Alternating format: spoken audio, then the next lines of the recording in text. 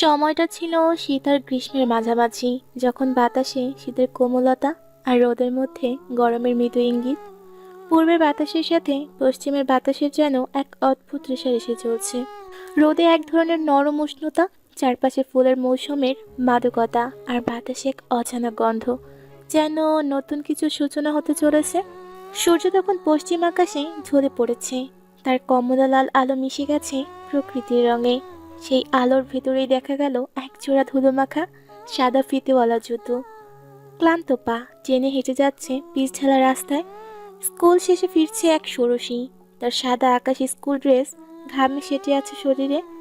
ঘাড়ে ঝুলছে ভারী ব্যাগ, আর বুকের দুই পাশে দুলছে দুই মোটা বেনুনি। মাঝে মাঝে রাস্তার ইটের টুকরোয় পা দিয়ে সরিয়ে দিচ্ছে দুষ্টু ভঙ্গিতে, যেন নিজেই নিজের ক্লান্তি তাড়াতে চাইছে।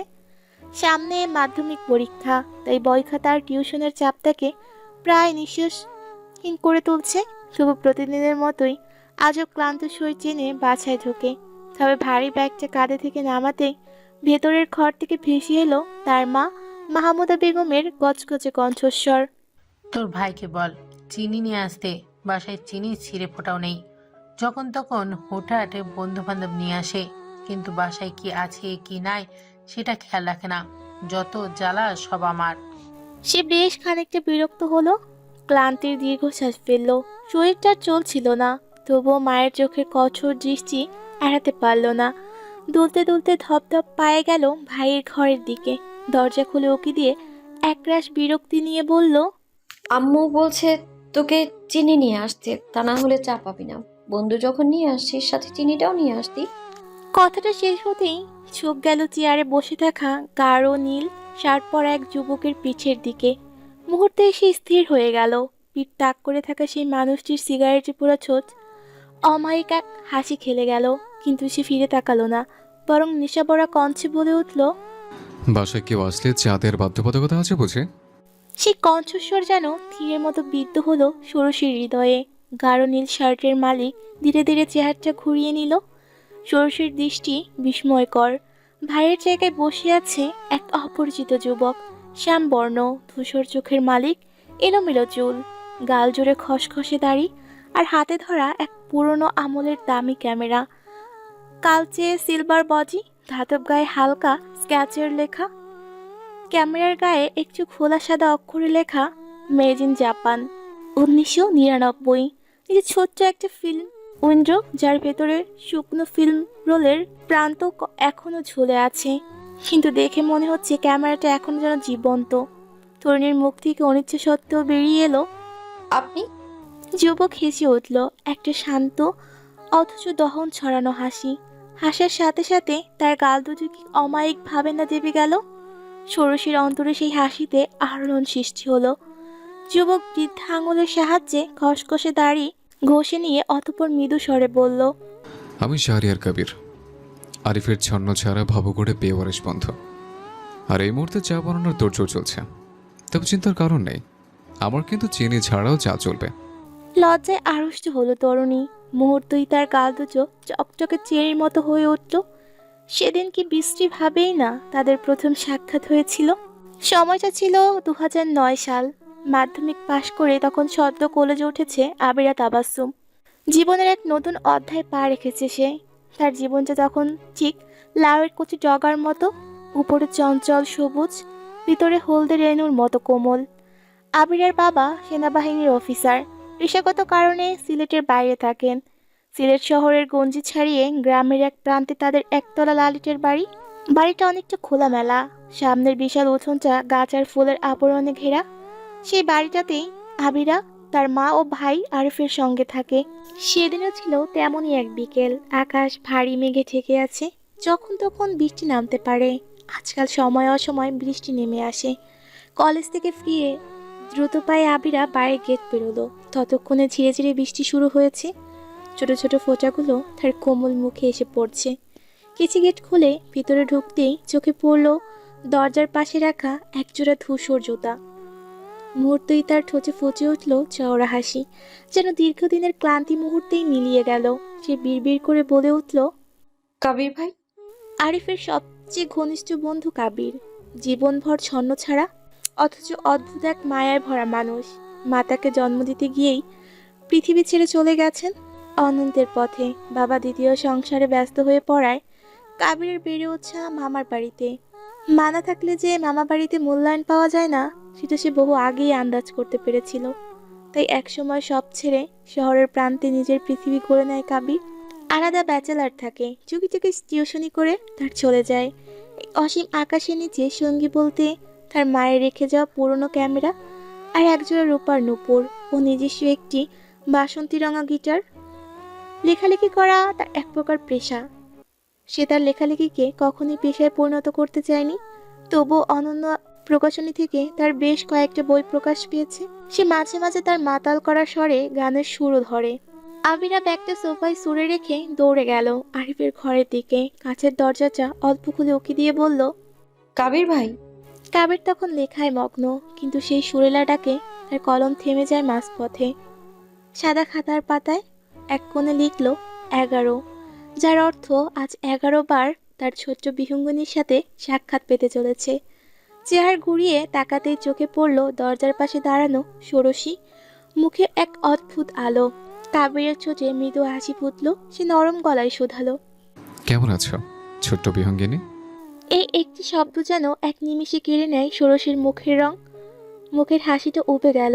মুখ গোমরা করে অভিমানী গলায় বলল, আমি মোটেও এখন আর ছোট নেই কাবির ভাই, আমি এখন কলেজে পড়ি। কাবিরের চোখে খেললো অচেনা এক হাসি। সেই হাসির দিকে অপলক দৃষ্টি নিবদ্ধ করে রেখেছে আবিরা। তার ধ্যানের বিঘ্ন ঘটে কাবিরের সেই নেশা ভরা কঞ্চে। দ্রুত বড় হতে চেয়েও না বিহঙ্গিনী, হাতর গব্বরে পড়লে টানা ঝাপটেও কুল পাবে না। আবিরা বিষণ্ণ স্বরে বলল, আমি আপনার এই কঠিন কঠিন শব্দের ভাষা বুঝি না। অথচ নিজেকে বড় দাবি করছো। আবিরা শুধু ফ্যালফ্যাল করে তাকিয়ে রইল, উত্তর খুঁজে পেল না। ঠিক তখনই পিছন থেকে হালকা ছোকা লাগলো মাথায়। ফিরে দেখে আরিফ, হাতে পলিথিনের প্যাকেট। তার দিকে বাড়িয়ে দিয়ে বলল, এই নে, পেঁয়াজু বেগুনি চপ এনেছি, এগুলো একটা প্লেটে করে দিয়ে যা। অতঃপর অধস ভঙ্গিতে বিছানায় গা এলিয়ে দিয়ে যোগ করলো, কবিরকেও চা দিস, আমি খাবো না। আবিরা চুপচাপ গরম প্যাকেট হাতে নিয়ে ঘর থেকে বেরোতে যাচ্ছিল। ঠিক তখন কাবির একগাল হেসে বলে উঠল, আমার কিন্তু চিনি ছাড়াও চলবে। আবিরা ঘাড় বাঁকিয়ে তাকালো কাবিরের দিকে। মনে পড়ে গেল তাদের অপ্রত্যাশিত সাক্ষাতের দিনটা। ইস, কি বিশ্রী ভাবেই না তাদের প্রথম সাক্ষাৎটা হয়েছে। বেশ কিছু সময় অতিক্রম হওয়ার পর আবিরা ফ্রেশ হয়ে বেরিয়ে আসে, হাতে চা নাস্তার ট্রে।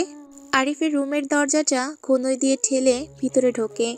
আরিফ পিছনে বালিশ ঠেকিয়ে আছোয়া হয়ে বসে আছে, হাতে একখানা মোছা বই। সেখানে সম্পূর্ণ মনোযোগে ডুবে আছে। পাশেই টেবিলের সামনে কাবির বসে আছে, খাতার পাতায় খসখস শব্দ তুলে কলম চালাচ্ছে। আবিরা চা নাস্তার ট্রে টেবিলের পাশে রেখে পর্যবেক্ষণ করলো কাবিরকে। সে যেন অদৃশ্য এক জগতে ডুবে আছে। মুহূর্তখানেক পর আবিরা ধীর গলায় জিজ্ঞেস করলো, আচ্ছা কাবির ভাই, আপনি আপনার সব গল্পের শেষে বিচ্ছেদ কেন রাখেন? কেন পূর্ণতা দেন না গল্পের চরিত্রগুলোকে? কাবিরের কলমের শব্দ থেমে গেল। সে দীর্ঘ একটা নিঃশ্বাস ফেলল, যেন বুকে আটকে থাকা পুরনো ধুলোর স্তর ফু দিয়ে উড়িয়ে দিল। বিচ্ছেদের মাঝে তো পূর্ণতার স্বাদ লুকানো থাকে।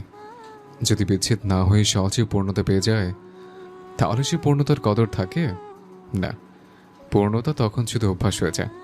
কিন্তু বিচ্ছেদের পর তারা তো আর কখনো পূর্ণতা নাও পেতে পারে। চোখের দেখা পূর্ণতাই সব না। প্রকৃত পূর্ণতা তো হয় মনের মিলনে, আর মন কখনো আলাদা হয় না যদি সত্যি সত্যি একবার মিলন ঘটে থাকে। ষোড়শী থমকে গেল। কাবিরের কথাগুলো তার মনে গিয়ে ধাক্কা দিল। সে গভীরভাবে বোঝার চেষ্টা করলো সেই কথার গুরুত্ব। এমন সময় তার নজরে পড়ল বইয়ের স্তূপে রাখা ক্যামেরাটার দিকে। ধীরে হাত বাড়িয়ে ক্যামেরাটা হাতে নিয়ে ঘুরিয়ে ফিরিয়ে দেখতে লাগলো। উৎসুক হয়ে জিজ্ঞেস করলো, এটা তো খুব পুরনো, তবুও আপনি সবসময় এটা সঙ্গে রাখেন? এটা কি কাজ করে এখনো? কাবির তার হাত থেকে ক্যামেরাটা নরমভাবে নিয়ে জানালার দিকে ইশারা করলো। ওখানে দাঁড়াও। এখানে? হুম। আবিরা জানালার গ্রিলের সাথে হালকা হেলে দাঁড়ালো। বাইরে ছিঁড়ে ছিঁড়ে বৃষ্টি, আর ভেতরে এক অজানা নীরবতা। কাবির ক্যামেরাটা চোখের সামনে তুলল, পর মুহূর্তে আবার ঘাড় কাত করে আবিরাকে দেখল। তার কণ্ঠ নিচু, কিন্তু অদ্ভুত এক টান আছে। সত্য ফোটা পদ্ম ফুলের ন্যায় তোমার হাসি, তাই কাজ পুরোপুরি লুকিয়ে রাখার ইচ্ছা? সামান্য হাসলে কি খুব বেশি ক্ষতি হবে? আবিরার গাল লাল হয়ে উঠল, বেশ খানিকটা লজ্জাও পেল। লাজুক লতা যেমন হাওয়ার ঝাপটায় নুয়ে পড়ে, ঠিক তেমন ঠোঁটের কোণে এক টুকরো লাজুক হাসি টেনে আনলো। আবির ক্লিক করতেই ক্যামেরার আলো ঝলকে ছড়িয়ে পড়ল রুমের ভিতর। আবিরা দ্রুত কাছে এসে ক্যামেরার স্ক্রিনে মুখ নামিয়ে দেখল নিজের ছবি। সেখানে তার লাজুক হাস্যোজ্জ্বল মুখ ভেসে আছে। বাহ, এত সুন্দর উঠেছে! এত পুরনো ক্যামেরা থেকেও এত ছবি ওঠে এমন জানতামই না। তার কথায় দারুণ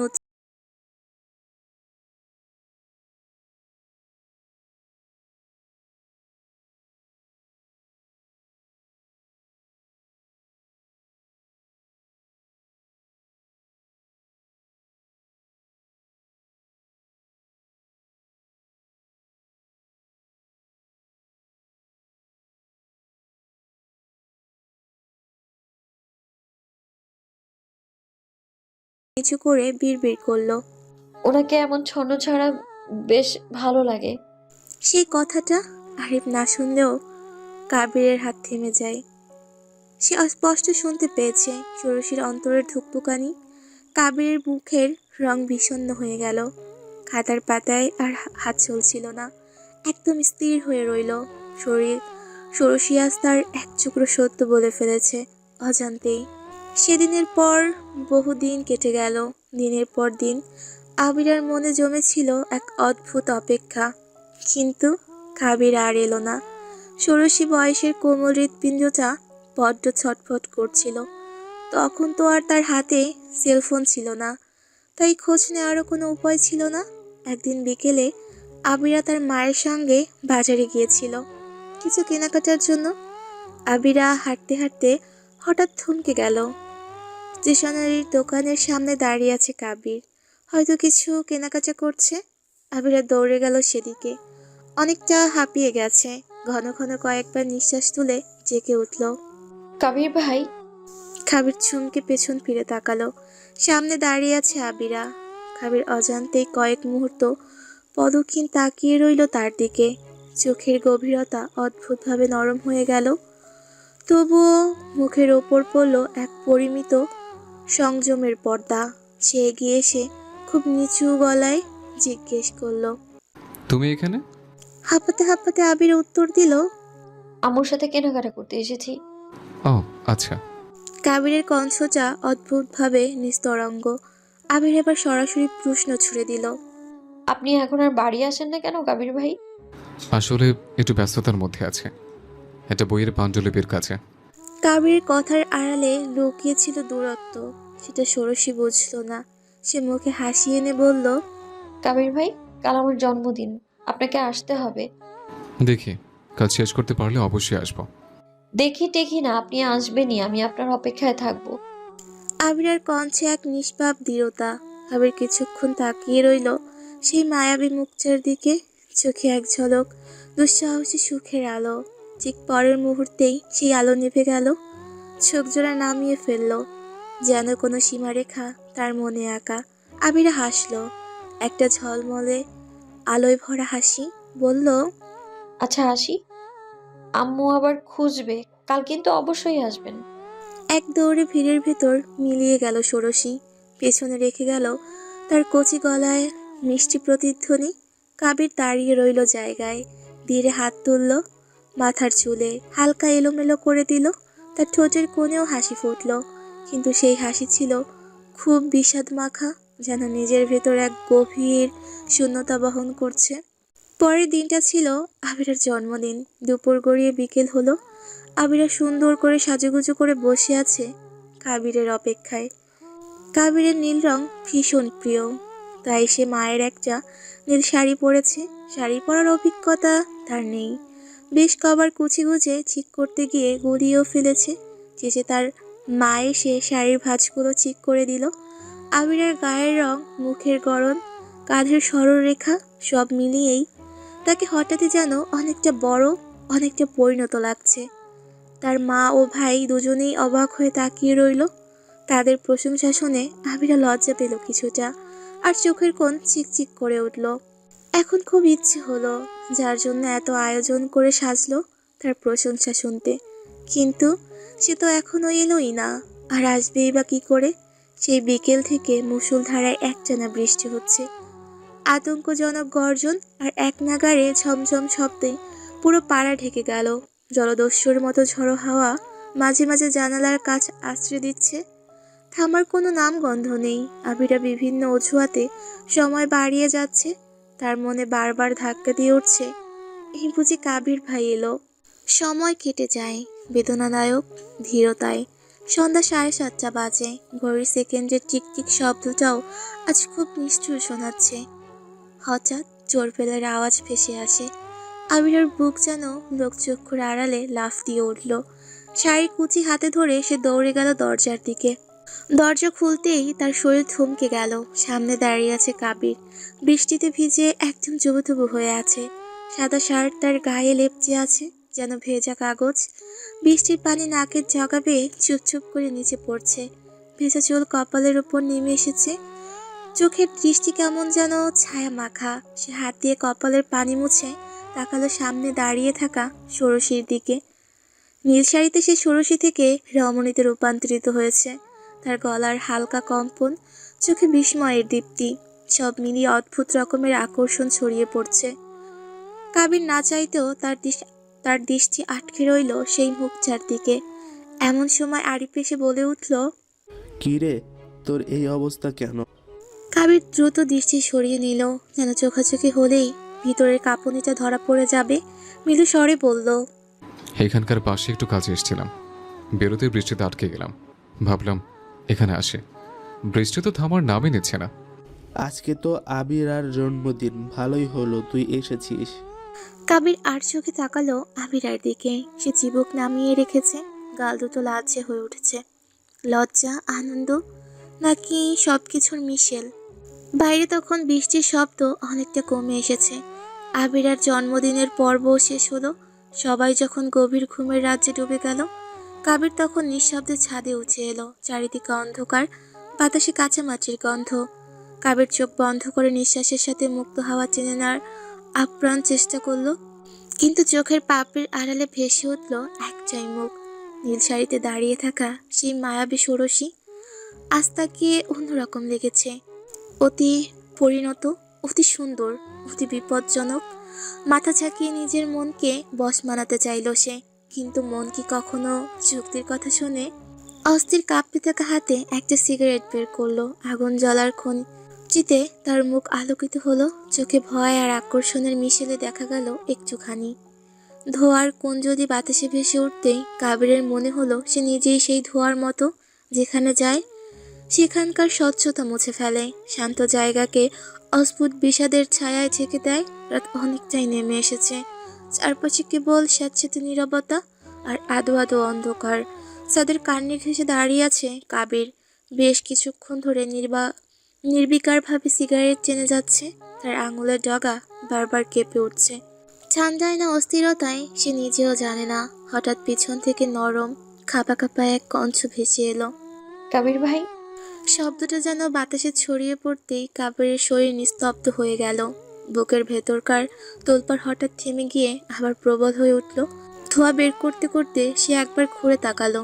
চোখের পাতা একটু ভারী।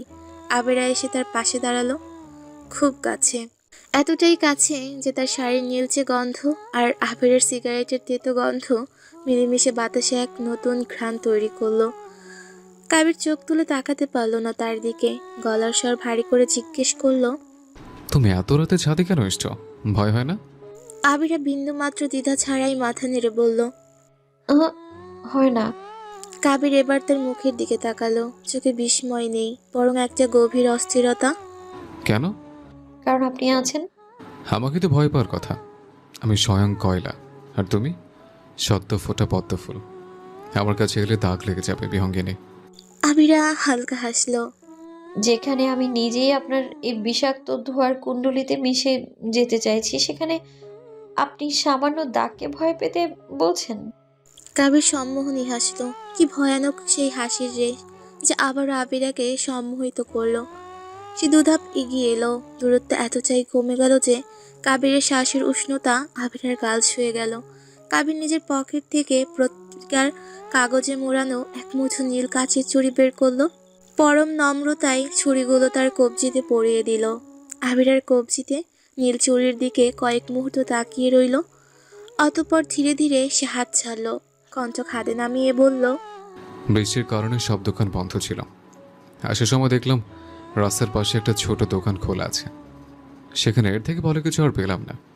আবিরা হাতটা আলতো করে নাড়ালো। কাচের চুড়ির রিনঝিন শব্দ রাতের নিস্তব্ধতা ছেদ করে তুলে দিল এক অপার্থিব ঝংকার। আবিরা মৃদু হেসে বলল, এর থেকেও মূল্যবান কিছু হয় নাকি? কাবির এক অদ্ভুত মায়াবী চোখে তাকিয়ে রইল তার দিকে। তার চোখে এক অদ্ভুত দহন, অপরাধবোধ, আকর্ষণ, ভয় নাকি সবকিছু মিশিয়ে এক ভয়ঙ্কর উষ্ণতা। সেই দৃষ্টির সামনে আবিরা স্থির হয়ে গেল। ম্লান চাঁদের আলোয় দুজন দাঁড়িয়ে আছে একদম কাছে, অথচ অদৃশ্য এক সীমারেখা তাদের আলাদা করে রেখেছে। একটি নতুন সকালের জন্ম হলো। আবিরার জীবনও এক নতুন বছরে প্রবেশ করে। 16 থেকে 17-তে পা দিয়েছে। গত রাতের আনন্দ, উত্তেজনা আর সে অদ্ভুত মায়া ধরা কিছু মুহূর্ত, সব মিলিয়ে আবিরা ঠিকমতো ঘুমোতেই পারেনি। কাবিরের দেওয়া নীল কাচের চুড়িগুলোর রিনিঝিনি শব্দ সারা রাত তাকে জাগিয়ে রেখেছিল। তাই আজকে একটু বেলা করে তার ঘুম ভাঙে। দলতে দলতে কোনো রকম উঠে বসে। আবিরা জানে কাবির এখনো তাদের বাসায়, তাই তাড়াহুড়ো করে পা নামিয়ে নিল। এক কদম বাড়াতেই তার পা থমকে যায়। চোখে পড়ল টেবিলের উপর ভাঁজ করা একখানা হলদে কাগজ, আর তার উপর রাখা একজোড়া রূপালী নূপুর। আবিরার বুকের ভেতর কিছু একটা আশ্রয় পড়ল। কেমন অদ্ভুত তোলপাড় শুরু হলো। ধীরে ধীরে এগিয়ে গিয়ে তুলে নিল কাগজটা। কম্পিত হাতে ভাঁজ খুলতেই বুঝলো এটা সাধারণ কাগজ নয়, বরং একটা চিঠি। মুহূর্তে আবিরার নিঃশ্বাস আটকে গেল।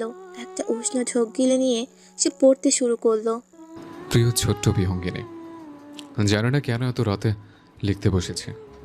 শুধু এটুকু জেনে রাখো, গতকাল রাতটা আমার জীবনের সবচেয়ে আনন্দের রাত ছিল।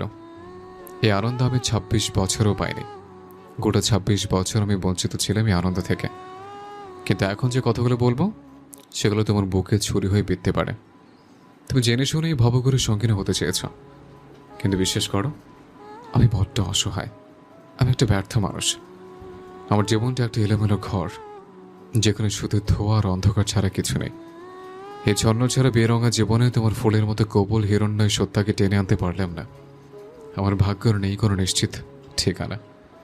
সেখানে তোমার মতো উজ্জ্বল হৃদয়ের ভার আমি কিভাবে বহন করি? আমি কিছুক্ষণের জন্য লোভী হয়ে গিয়েছিলাম। তোমাকে পাওয়ার স্বপ্নে নিজের সর্বনাশটা ভুলে গিয়েছিলাম। কারণ ইদানিং তোমার নাম ছাড়া বাক্য শুরুতেই হতো না আমার কল্পনার রূপরেখাগুলোতে। এই যে এখন লিখতে গিয়ে আমার হাত কাঁপছে, ভীষণ কাঁপছে। শুধু হাত নয়, ভেতরটা ভেঙে যাচ্ছে বিহঙ্গিনী। এত লেখালেখি করে কিন্তু এতটা দুর্বল আমি কখনোই হইনি। মায়া বড়ই ভয়ঙ্কর। সে মায়ের জাল থেকে বের হওয়া দুঃসাধ্য। তবুও সে দুঃসাধ্য সাধন করার ক্ষুদ্র চেষ্টা করছে। তোমার মায়ায় পুরোপুরিভাবে গ্রাস হওয়ার আগেই নিজেকে গুটিয়ে নিচ্ছে। কারণ তুমি দূরের নক্ষত্র, আর আমি একটা পরিচয় আশ্বিনের প্রদীপ। আজকের পরই অনিশ্চিত জীবনে চলার পথে আমাদের আর কখনো দেখা হবে কিনা জানি না। আমি পাড়ি দিচ্ছি বহু দূরে, দুর্গম পথ ধরে। আমাকে ক্ষমা করতে বলবো না, একদম বলবো না। কারণ আমি জানি তুমি পারবে না। শুধু ভালো থেকো, খুব ভালো থেকো। আর তোমার ঘৃণা হোক বা ভালোবাসা, এই নূপুর জোরে যত্নে রেখো। এটা আমার মায়ের শেষ স্মৃতি। আমার মনে হলো এই নূপুর জোরের যোগ্য উত্তরাধিকারী তুমি ছাড়া অন্য কেউ হতেই পারে না। ছোট বিহঙ্গিনী, খুঁজে নিও নিজের যোগ্য সঙ্গী। এতে তোমার কবির ভাই। চিঠিখানা পড়ে নির্বাক দাঁড়িয়ে রইল আবিরা। তার চোখ জোড়া ঝাপসা হয়ে উপচে গরম অশ্রু গড়াচ্ছে অনবরত। তার বিশ্বাস করতে খুব কষ্ট হচ্ছে, খুব কষ্ট হচ্ছে। হাঁটু ভেঙে বসে পড়ল মেঝেতে। চিঠিখানা বুকে চেপে ধরে ঘুমিয়ে উঠল আবিরা। এক পর্যায়ে তার কান্নার গতি বাড়ল। হু হু করে কেঁদে উঠল। তার কান্নার করুণ শব্দ কম্পিত হয়ে ঘরের দেয়াল জুড়ে প্রতিধ্বনি হতে লাগলো। কাঁদতে কাঁদতে শ্বাস জড়িয়ে আসলো তার গলার স্বর বাষ্পে ঝাঁকা। সে বিড়বিড় করে বলল, সব উপসংহারেরই একটা সূচনা থাকে, অথচ আপনার আর আমার গল্পের সূচনা হওয়ার আগেই আপনি উপসংহার টেনে দিলেন কবির ভাই।